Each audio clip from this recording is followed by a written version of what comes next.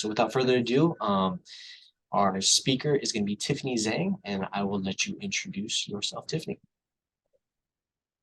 Well, it's an honor to be here with you all. Really looking forward to just learning more from you all from this discussion, and hopefully also offer some neat tidbits, kind of factoids, and just interesting conversation around why we're all in this space. So my name is Tiffany Zhang. I am the Program and Community Engagement Analyst for AARP California. So what that really means is I do community education outreach and volunteer management for San Diego County for older adults and their families. So it's been a lot of fun being back in community again, but also continuing with virtual programming. And we're excited to share more about our disrupt aging efforts here locally, and especially with this group, as you all are in this space of wanting to work with older adults or doing some kind of service to better their lives or inform. So just to tee up this conversation, I'm going to show a YouTube video, and then I'll put the link in the chat in case you can't hear it or you want to watch it later. But, oh, sorry, can you enable screen sharing abilities, please? Absolutely. Totally forgot to do that.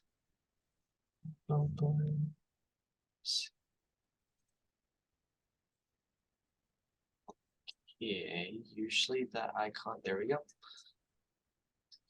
Okie dokie. Should be good now to try. Thank you. And Go ahead. You can stand right there. That's your mark. Okay. How you doing? I'm great. How are you? Great. Awesome. Just tell us your first name and your age. My real age? My name is Paolo. I'm 25 years old. My name is Daniela, and I'm 19. 24. 35. 31. 33. I'm 26 years old. What age do you consider to be old? Late 40s? Maybe 50. I feel like 30 is a new 20, so I'd say like 40 is old. I'd probably say 50s. I'd like you to show me how an old person would cross the street.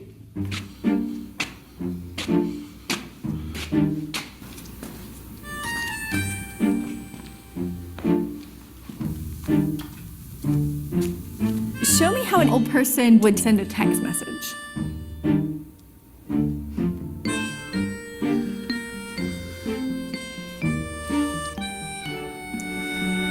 How might an old person do a push-up?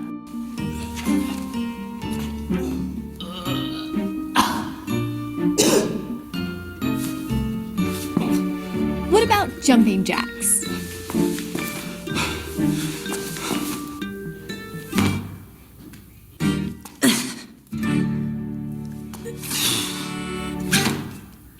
Okay, hang on. There's someone I want you to meet. Hello, I'm Birch. I'm 66. Hi, I'm Daphne, and I'm 68. I'm Dee, and I'm 55. George Fassbinder, 75. Wow. My name is Parvati. I'm 70. Nice to meet you. Nice to meet you.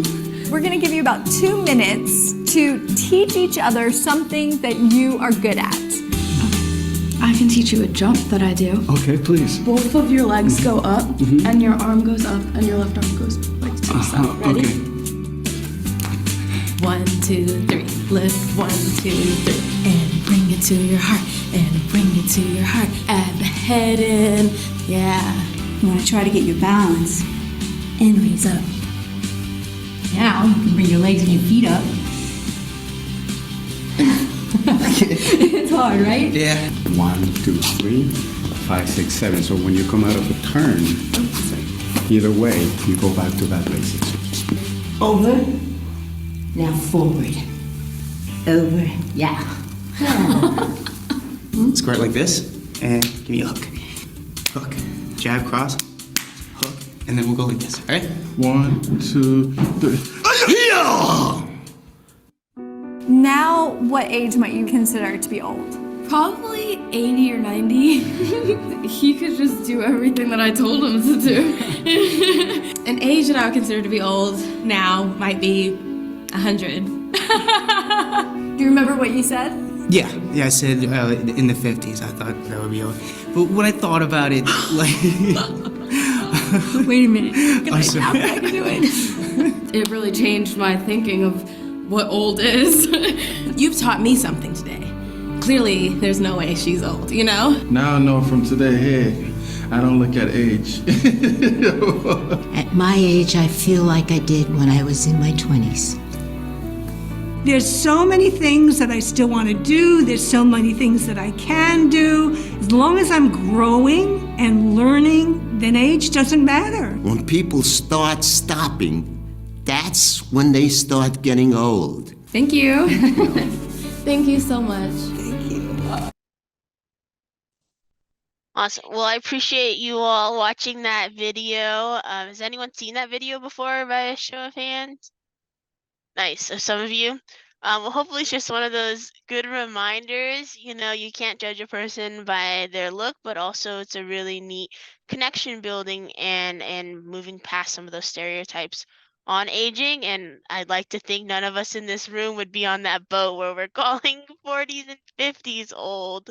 Because as we all know, that's not true. But that kind of tees us up into this conversation today about disrupting aging, especially in the work that you all do on the daily. So really want to make this a conversation for us so we can talk through some of the reasons why ageism may exist, some of the challenges we face, and then also how do we continue to change this conversation and encourage each other in this. So I think this is a great group to have this conversation with, since you all are wanting to serve seniors and do work in the aging field. So I'm really excited to share this with you. So I'm staff at AARP, but I'm also a student at San Diego State University. I'm finishing my master's, and one of the reasons why this topic means a lot to me is when I was in class and the professor goes, you know, how many of you want to work with family and children? And everyone's hands shot up, right? And then he goes, okay, well, how many of you want to work with older adults? And my hand goes up, and I'm the only one in the room. And I'm like, what's going on here? Like, I know kids are cute, but we need more people wanting to work with older adults. And I was like, this is a little concerning. And then, you know, I got teased and kind of made fun of. They're like, why would you want to work with older adults? Like, it's weird, or that's lame, and you know, those little comments you get. And I'm like, no, this is really cool, and we need to get more people thinking about this. So that's why this topic is really important to me. So we're gonna have a discussion. There's gonna be periods for storytelling and for you all to bring up your experiences. So we'd really love if you all feel comfortable sharing. But just some things to keep in mind on our virtual discussion here. Just respectful listening, please. We all have our own different lived experiences and perspective on aging. So we ask that you commit to active listening and learning. Also love your participation, right? We want to hear from everyone. So if you could minimize interruptions, give everyone a chance to speak. If you're comfortable on camera, would love to have you on camera. And just feel free to raise your hand physically or using the Zoom reaction button to raise your hand, or put it in the chat. But if you want to come off mute, we'd love to hear your stories as well. And then again, I think if we could turn on closed captioning just for those people who would like that. Michael, I think you have the ability to do that as the host. Yeah, and to be, if I could get some help, do you know exactly where to look, or does it need to be enabled when through the account interface? I think it needs to be in the account interface, but there should be an option on your bottom toolbar where you hit more. It should have something for closed captioning, unless it's Yeah, I'm gonna try to look on the back end, like of the account, to try to Okay. see if I can get that activated. So for those that might have trouble even just hearing, please just bear with us. Because I'll try to get that populated for us. Great. Thank you so much. So with that, let's get started. So for some background on the Disrupt Aging kind of effort, it started across the nation through our CEO of AARP, Joanne Jenkins. She wrote this book called Disrupt Aging because when she turned 50, she actually got a bunch of kind of jokes and cards about being over the hill, like that's it for you, let's see if you even remember it. And here she is, you know, about to be the CEO of AARP, which serves older adults, and advocating for them with resources and building their resilience and health security and personal fulfillment. And she's getting these jokes after turning 50. So she really started this whole movement around Disrupt Aging because she believes it's for anyone who wants to live a life of connection, engagement, and expansion and possibility at any age. And just to really challenge those outdated beliefs and rethink the negative stories that we may be telling ourselves and each other about growing older. So we really want to think through historically why age and aging in society is seen so negatively, and hopefully find ways to impact that ageism in our own spheres of influence and in your work and in your life, because ageism can affect you whether you're 25 or 75. So I really believe everyone has a stake in this conversation. So hopefully you all take away with some learnings that you can use to continue to create a more equitable future for everybody. So we're going to do that through 4 key takeaways here. So we're going to cover the demographic trends in aging, and I'll give you a little preview of the longevity economy and what it means for how we live and work. And then we'll talk about the multidimensionality of individuals regardless of age. We'll talk about some signs of everyday ageism, and then we'll talk about some opportunities to combat ageism and live your best life.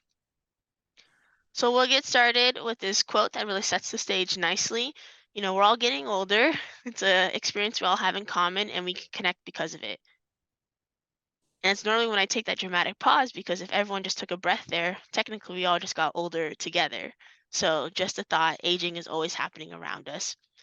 And I'd love your participation in this. I'm going to read a few statements, and if you could raise your Zoom hand or your virtual, or actually, sorry, your in-person hand here, if these statements resonate with you. So let's start with the easy one. I've lied about my age in the past year. No, I just see. Okay, no one? All right, that's great. Sometimes I get like people sheepishly, you know, raising their hands for that. Okay, I have friends outside of my age group, and that doesn't include my family members. Great, I'm seeing some hands up. I've been told that I'm too young or too old to do something. Does that happen to anyone? Yeah, unfortunately, we see that on both sides. And I feel good about the age I am right now. Love it. I saw some confident hands go up right there, some hand claps. Okay, great. So that's really some of the things to start the conversation with, because you get a whole range of answers. I think we live in a culture, unfortunately, that has been negatively talking about age, that encourages people to not want to share their age. I remember growing up and my mom was like, you never ask a woman their weight or their age. And how many of you have probably heard that, right? And because you don't want to offend people, unfortunately. But why is that we have to think through that when it should just be a part of our normal life, that we can feel comfortable about who we are, and regardless of how you look, what your age is, what's going on. So that's really teeing up our conversation, and hopefully by the end of this, you'll feel, if you didn't feel good about your age, really great about where you're at, and also ways to tackle ageism and help change the language of other people in your lives as well. So just to set the stage, we're going to go through some of the demographic trends in aging. All these came from different reports. So I know if people like to go in the data, I'm happy to send you those reports after, or some of the links that we pulled information from. So we're going to get started by looking at demographic trends and how lifespans in the US have changed. And we'll also talk about longevity economy, which I'm curious about. Has anyone heard about the longevity economy? If so, do you feel comfortable raising your hand and giving a brief explanation of it?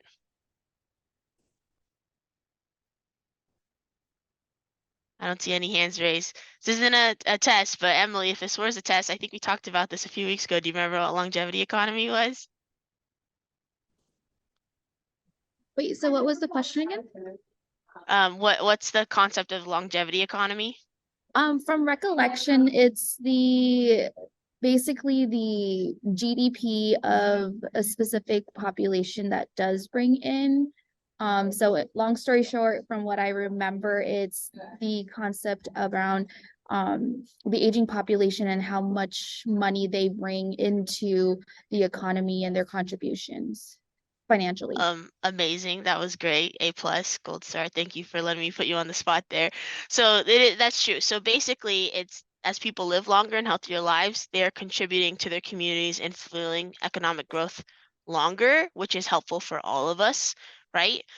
So contributions of people 50 and older benefit society and Americans of all ages, because they're paying taxes, they're supporting the job market, they're giving time and money to charitable causes, and providing caregiving support to family and friends. So again, more people are living longer, the more they're also contributing to our economy and building kind of this space and honestly fueling our economic growth.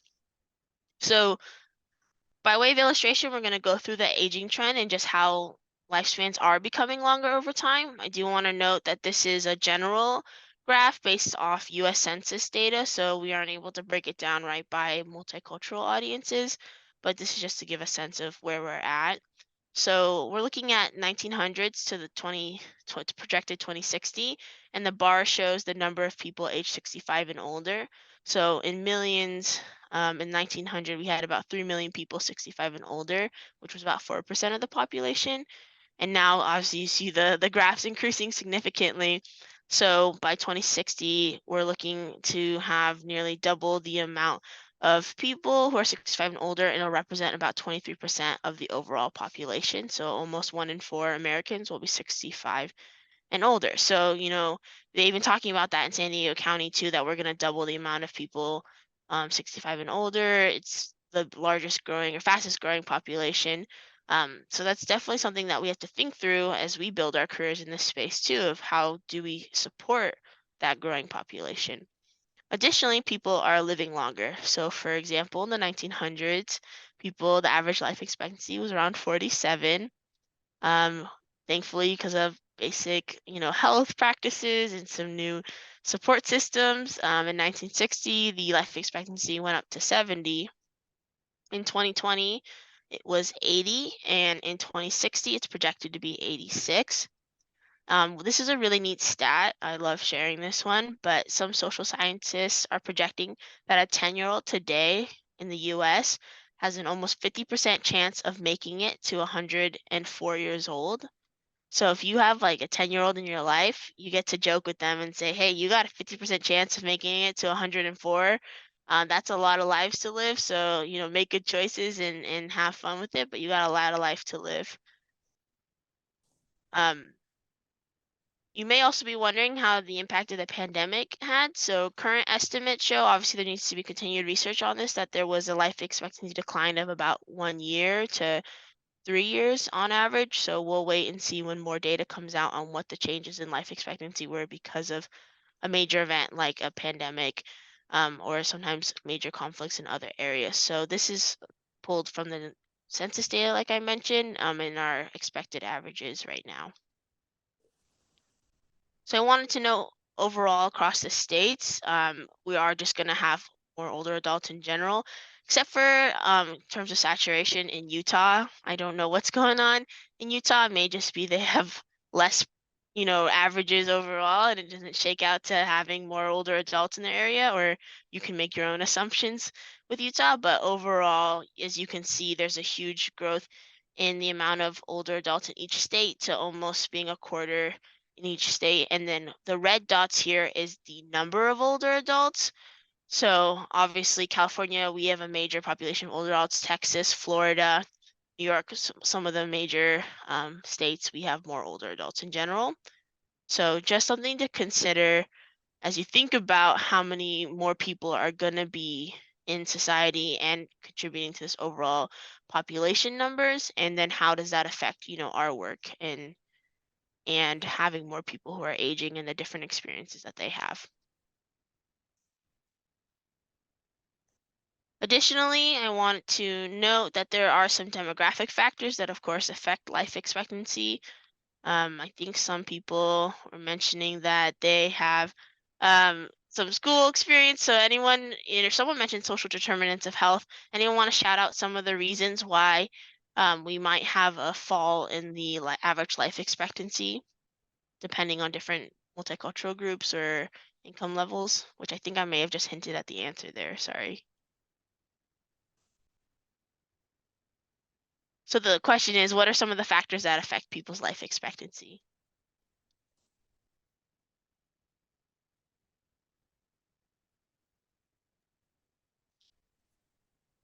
The pandemic is one of them, definitely. Any other thoughts? I mean, nutrition, just race, gender. Yes. I heard nutrition as well. Yes. Definitely. So those are all different factors, right, in that can affect your health. It's the social determinants of health. You have your gender, your race, your geographical location. Do you have access to resources? what's your income level. I also love, Alyssa, that you added social isolation and loneliness.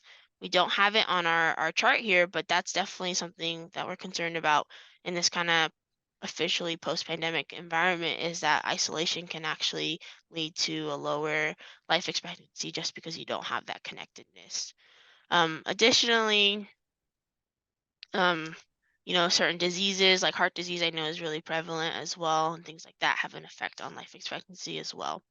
So just a thought there, right? It's not just one blanket statement, but different multicultural groups have different life expectancies as well, and the socioeconomic factors play a factor. It's really interesting, though, if you think about it. There's an actual economic cost to racial disparities for those of you looking into equity work. A recent person who's a professor of economics at Cal State University San Marcos. Sorry, I'm trying not to use too many acronyms. She mentioned that disparities are actually a deficiency for the economy. It's actually at a cost because it makes things not as efficient as they could be. So just thinking through that at a kind of logical level and economic level, disparities have an effect. And interestingly enough, from a recent report, the economic cost to racial disparities in life expectancy is actually projected to be $1.6 trillion, which is about 5% of our GDP, which is just because it's not efficient. And that's the same gross domestic product that Massachusetts and Virginia combined contributes in. And so that's just a thought about how racial disparities really does have an effect on our economy. Additionally, as we're kind of diving more into the longevity economy concept, the 50+ cohort contributes about $8.3 trillion to the US economy each year, which is about 40% of the gross domestic product, or GDP, which is just kind of an indicator of our current economy. And a lot of people tend to think growing older and the older population is a drain on our society, but the facts are really showing that people age 50+ are driving our economic growth, innovation, and new value creation. So they're adding to our economy, and it's created a market, right, for new services. I think, Haley, you mentioned you're about to roll out a new website. Those are new services and an opportunity to rethink how we want to live and work as we age. And so the AARP's Longevity Economy Outlook found that by working longer, people age 50, 60, and 70 contribute a whopping $8.3 trillion to the US economy. And if we were to break that down a little more, their contributions go well beyond the GDP. So they also contribute $745 billion worth of unpaid activities, such as volunteering or caregiving across the country. And that helps many of our organizations. I know Meals on Wheels, you all are volunteer supported through delivering those meals. And I'm sure, as I've seen when I've helped out with y'all and delivering meals, a lot of them are older adults right there, and those are unpaid activities. Additionally, Lauren, like you mentioned, on a lot of the caregiving reports you do, there's a lot of unpaid caregivers in California and San Diego that are supporting as well, and managing and juggling a lot of responsibilities, and also having to spend a lot of money to support their loved ones. So that's another thing to consider too, is that spending by the 50+ also amounted to $7.6 trillion, which accounts for about 56 cents per every dollar spent. And this is expected to continue to grow. So by 2050, it's going to be around 61 cents per every dollar spent. So if you're just thinking about being an entrepreneur, building something, this is a really good space to be in. Additionally, I know some of you all are in nonprofits, and fundraising is a key part to your success. Older adults in general made around 97 billion in charitable contributions, which is about 1/3 of all charitable donations. So if you're looking for, or if you haven't already been seeking fundraising opportunities from older adults, they are a great factor in charitable contributions. So just something to consider. And just want to note that a lot of this, we're looking at 50+, but we have a lot of different generations right within 50+. So there's the GI generation to Generation X.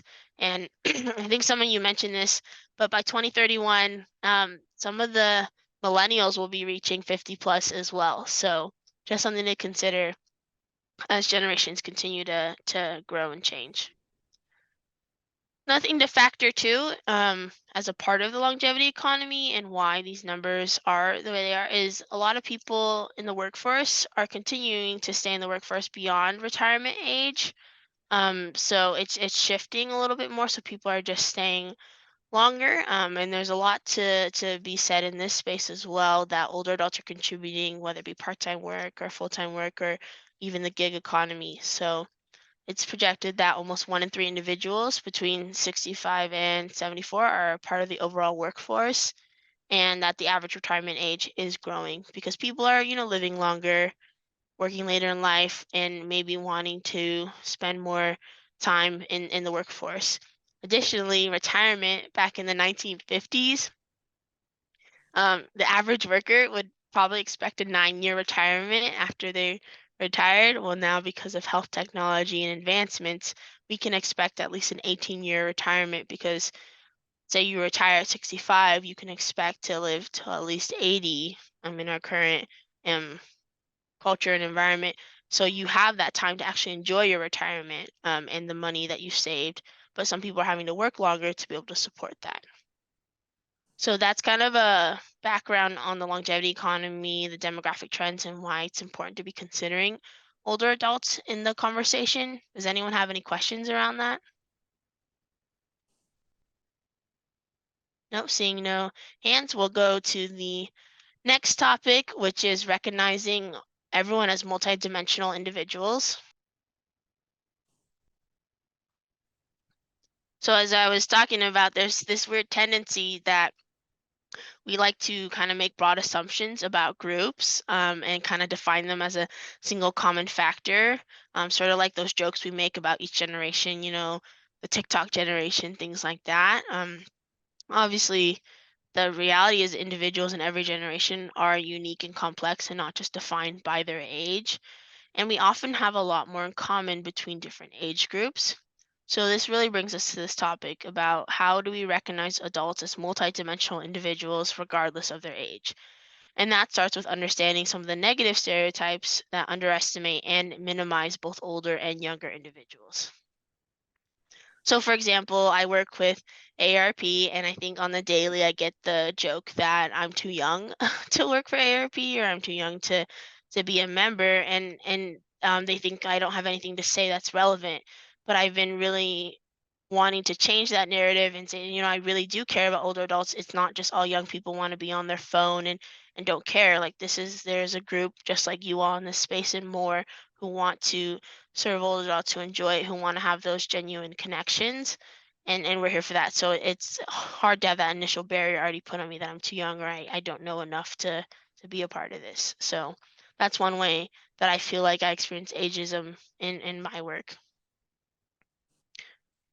But then on the other end, there's a lot of kind of generalizations that we hear about older adults. So for example, there's this big stereotype that older adults don't know how to use technology at all, when in reality, people are using smartphones. They can text, they are using social media. I think Facebook is one of the most popular platforms for older adults to connect.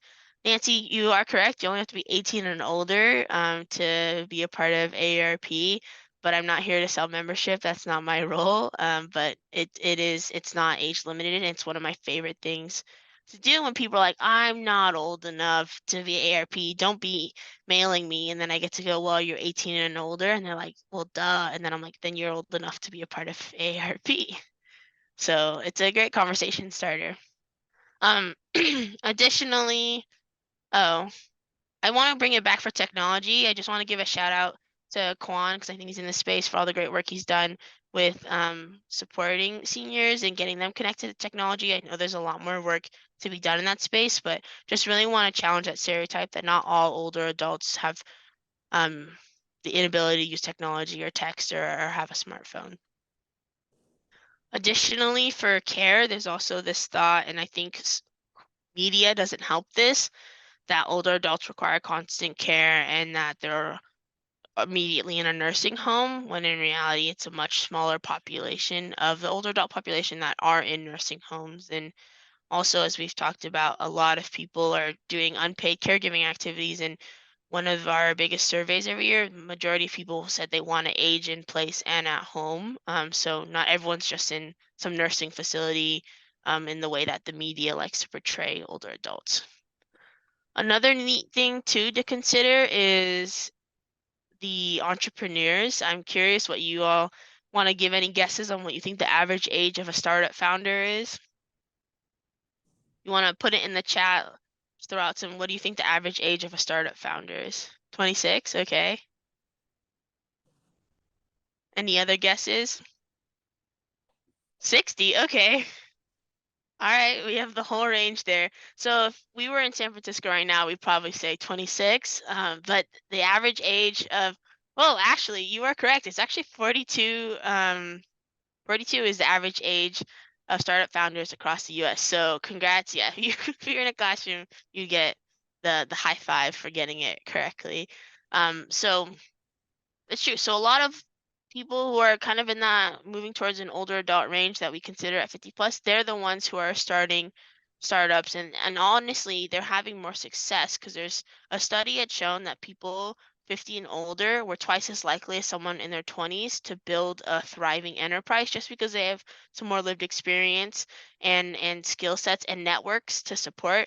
Don't want to discourage you, Haley, in your work. I'm sure you're doing great, but just as you get older, you just have a stronger network and have more kind of that business knowledge to build that thriving enterprise. So it goes both ways too, right? We may be underestimating older adults, and they may also be underestimating us as younger people.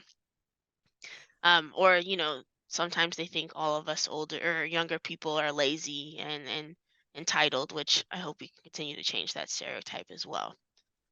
Which kind of connects us to this quote here, which I think is so interesting, is you're right. Why do we insist on perpetuating stereotypes that'll affect each and every one of us someday? I don't want to turn 50 and expect over the hill cards and people making fun of me or thinking that I'm gonna, lose my memory or something like that, because we know that's not true.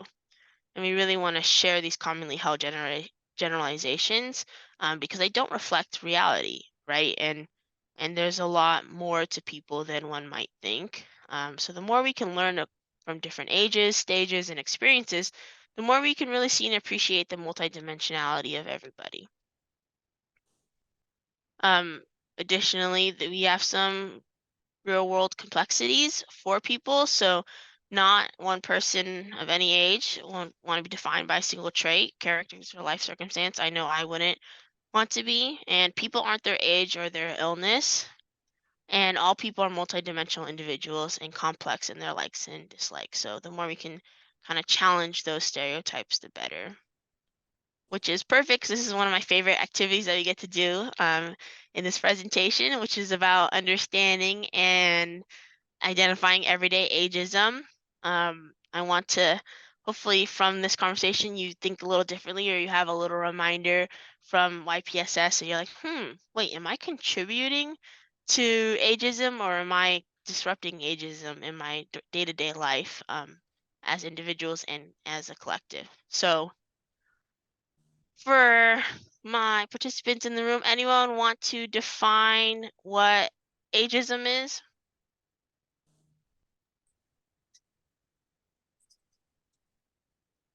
I think I hear someone coming off mute. Michael? Yeah, I'll take a crack at it. So like other isms, similar to, or it goes along the lines of discrimination, and in this case, discrimination against age, where it sort of goes both ways, not necessarily one particular group where it's younger or older, but sort of goes both ways and can go in that direction. Amazing. I think you might have read my notes, because it literally says it's discrimination against people because of their age, whether they're older or younger, doesn't matter. So that's really great, and I'm glad you all share that, because oftentimes people think it's just towards older people, but it's against anyone because of their age, and it's one of those isms that people kind of forget about, which is interesting, because it does have a pervasive effect, and it can come in many forms. It could be a passing comment, or it can be bias in the workplace. So we're going to share some examples of ageism, and I'd love to know if anyone's had this kind of experience. So anyone feel comfortable reading these out loud? Lauren, do you feel comfortable reading the left column out loud and using your most sassiest voice?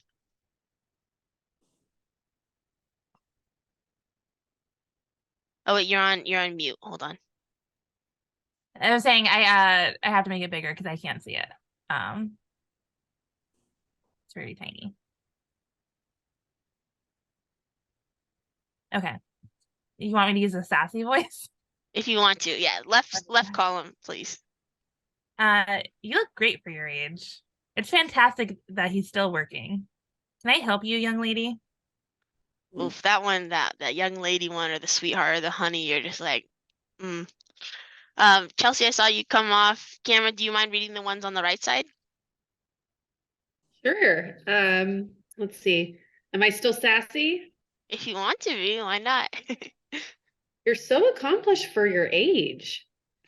She's wise beyond her years. You're so mature for your generation. Nice. Thank you, Lauren and Chelsea, for reading those out loud. And I'm curious, by show of hands, how many of you all probably heard that in your daily life or before? Yeah, I see some hands going. And I know we're laughing in this space, but honestly, it's just perpetuating some ageism comments. And I'm sure there are unfortunately way worse ones than these ones that you hear here. I'm curious, has anyone else experienced ageism or want to share a personal story?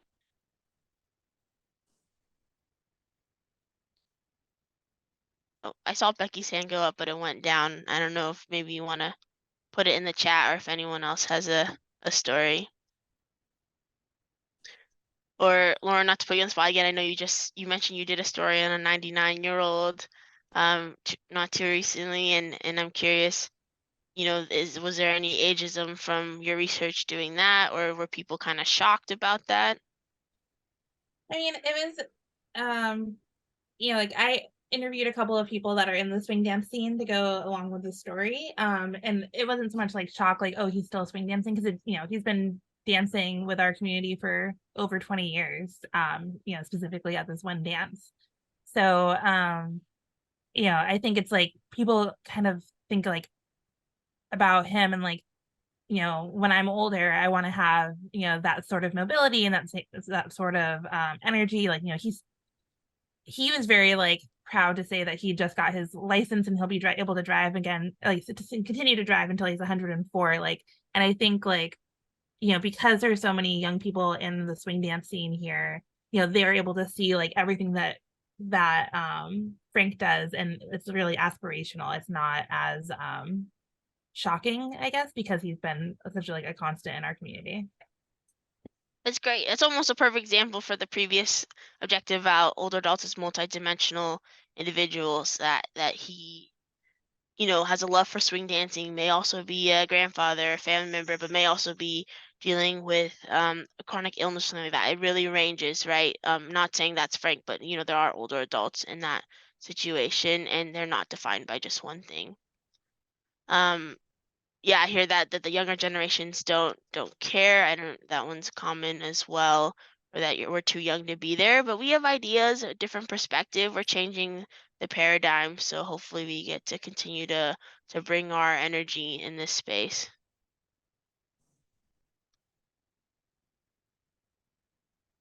Sorry, someone's at the door. If you don't mind, can I just come back in 1 minute? I'm so sorry. Yeah, I don't know, absolutely. Michael, if you could tell a joke. I got it. But no, thank you everybody for really providing your perspectives and just kind of chiming in here on the chat, from Emily to Haley to Nancy, Marianne. I mean, just appreciate it, because the bigger theme here, right, is this is so prevalent, and inherently we might have grown up with a lot of these preconceived notions about an older demographic or the older cohort, but it at the end of the day, we're all going to be there.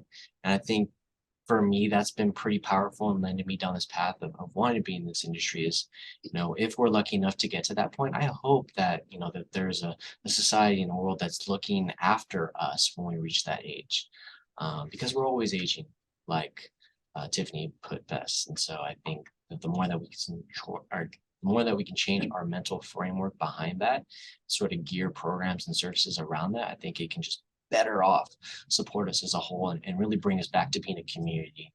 Because really that's how societies have sustained, is integrating and working as a community. And so just figuring out the ways that we can do that. But a joke. And does anybody have any jokes? I really don't. I'm not the jokester. I think I can be sassy. I can be sarcastic, but I don't know if I'm the jokester. Anybody got a joke while we wait for Tiffany? A little intermission.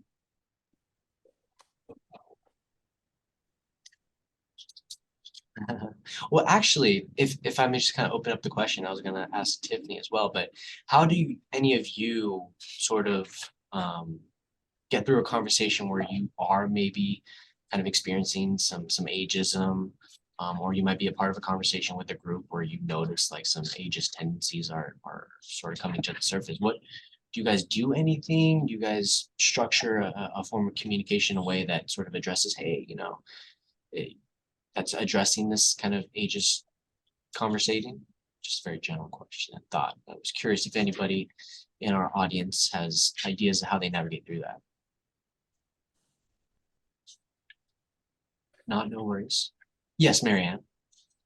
So I want to say sometimes when you hear a certain phrase, you want to take that opportunity to do some education.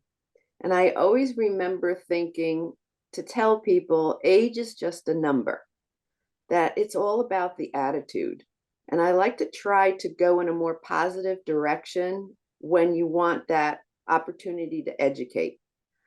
And this way, there's no defenses put up, and people kind of get what you're trying to express at that time. When I go into restaurants, a lot of times they'll call us folks, Folks. And I almost cringe when I hear that, but it's just the general term that a lot of people use because it's so generic. So, any opportunity you have just to turn it around and make it a little more positive helps. And I appreciate you sharing that, because I think it really just takes that one person in a conversation where you're conversing with a group where it could very well be taken in a negative direction, but flipping that around and making it a positive educational learning lesson in that moment. Very exactly. powerful. And then Haley. I agree. A lot of the people, like when she asked the question, do you have friends that are different ages? A lot of my friends and communities that I'm a part of are old, much, much older than me, like decades older than me. And I love them. That's, there's nothing wrong with that to me, but a lot of them call me kid. And I'm 30, but I'm, much younger than them. So it bugs me a little bit, but at the same time, I kind of like it because it makes me feel like I'm their grandkid or their daughter or whatever like that. So as much as it bugs me a little bit, it's something like that I can look past. But yeah, there's definitely times where you feel like you're not getting the respect because they're calling you a certain word, like a folk or a kid or something like that. So, you can learn to kind of brush it off and just move on, but it definitely does need to be talked about. So this is a great topic today. No, thank you for sharing that experience, because I feel that a lot of people on different levels, even throughout their life, might have experienced that. And of course, it rubs us the wrong way, because in that moment, I feel that it sort of disregards you even being there in that situation, the interaction, that conversation. So no, thank you both for sharing your experiences. And then Tiffany, take it back away. Thank you. It sounds like we're having a great discussion on how you want to implement this and think through it in your daily life. So appreciate you jumping in there. We run an information center here, so people come in every day and ask questions about. Someone just asked about estate planning, and I was like, can't really get into that right now, but let me refer you to a group who can maybe answer your question, which I did send them Pablo's number. So sorry, Pablo. Awesome. It's all working. The whole system right here is working. I know. This is what it's all about. Exactly. But just one of the notes as you are seeing on the screen, just reducing the age part of it. You can just say it's fantastic, he's working. You don't need to add the still working, or why can't we just say you look great? Why do you have to qualify it with saying you look great for your age? So simple changes can have a big impact, like Emily was saying, with language and communication. Just want to round this out with some opportunities to combat ageism and live your best life and maybe your work in the future, or other ideas percolating from this conversation. Because I'm really hoping to have impressed upon you today that it's not a problem just for older adults, but all generations. And it's easy for young and middle-aged people to think of aging as something super far in the future, something you don't have to worry about for decades. But if you're willing to consider the aging trend now, you'll have a major advantage, right, extending beyond you, your career, your family, and the communities you care about. So one simple thing just to spark some ideas, you may have seen this OXO brand of kitchen tools that you may be using this peeler in your home today. And it was developed in the 1990s by Sam Farber, but he came up with this idea because he was cooking with his wife who had arthritis, and she said the potato peeler was really hurting her hands, and he created this inclusive design long before we were talking about it. But it's a tool that just better serves everybody, right? It just makes it easier to use. So just something to think about, how a simple fix can improve for anyone of any ages and abilities. So think of the potato peeler when you come up with your next invention, and don't forget us in this room when you become a bajillionaire. Additionally, there's job security from the aging trend. So if you're considering healthcare, it's growing because of the aging trend. I won't go too in depth into this because I know we're getting closer to time. Additionally, would love to think through for those of you in schools or kind of on the advocacy side and want to push for some issues. This is some of the stats around people who are getting trained to serve older adults who actually aren't getting the training to work in aging, whether you're a med student or a nurse or a social worker. It's maybe 1 week of their curriculum or maybe 1 day of training when a lot of their patients that they'll be seeing are older adults. So there needs to be a lot more work done in the curriculum and training part of workforce development so that people know how to work with older adults um, and they have that understanding in different parts of gerontology. So I'm going to close this out with just this thought that good news, combating ageism is good for everyone, but it's also good for your health. There was a study done by Dr. Becca Levy from Yale University that if you have a positive perception about aging, you'll live on average 7.5 years longer than those who have negative perceptions about aging. And that's really that thought of, like, if you're dreading something and seeing it negatively, it's going to have an effect on your mind, body, and spirit. So if you start thinking about aging positively, just like we are in the space, you'll just have more positive experiences, have a greater sense of your life, and you're more likely to be proactive about your health. So positive attitude towards aging is a healthy one. So props to you all. Hopefully you're coming away with that. And then also just want to remind you all that, you have the power to impact your own aging. You have the power to help your family, you have the power to help your community, and you have the power to build your future and make a difference by disrupt aging. So thank you for wanting to learn more about that today. And we are always looking for more volunteer facilitators for this curriculum. We actually do it in schools as well, which we take over a classroom and we go through this curriculum that's more geared towards students. This version was the more community focused, but we're trying to start a movement across country. It's a lot more popular on the East Coast, so I'm just waiting for the West Coast to get involved in this disrupt aging movement. But you can be a champion in your community by sharing what you've learned about positive trends in aging with others. Seek out meaningful intergenerational connections and understanding. I'm a huge advocate for intergenerational connections. We could talk about it forever, so find me later, let's chat about it. And then identify and challenge ageist stereotypes, and then identify opportunities to change the conversation in your circle of influence. So these are all steps that you can take today. So with that, I'm going to leave it open for any questions. And if you want to contact me, that's my cell phone number, my email, and then of course our AARP socials. But really appreciate your time. And if you want to learn more about being a facilitated trainer, in June 13th is the next trainer. It's a virtual Zoom training on how to be a disrupt aging trainer. Cool. And then thank you, of course, YPSS, for inviting me to be here. It's been an honor. Absolutely. Well, thank you so much, Tiffany. There's a lot of great information talked about today. And you and I can connect to just have all your information captured again, and maybe some more information on that Zoom training, so I can share it with our YPSS members in case they have any interest and want to partake in that. So that'll be included in our little newsletter that we send out. So rest assured there. But are there any questions, like Tiffany said?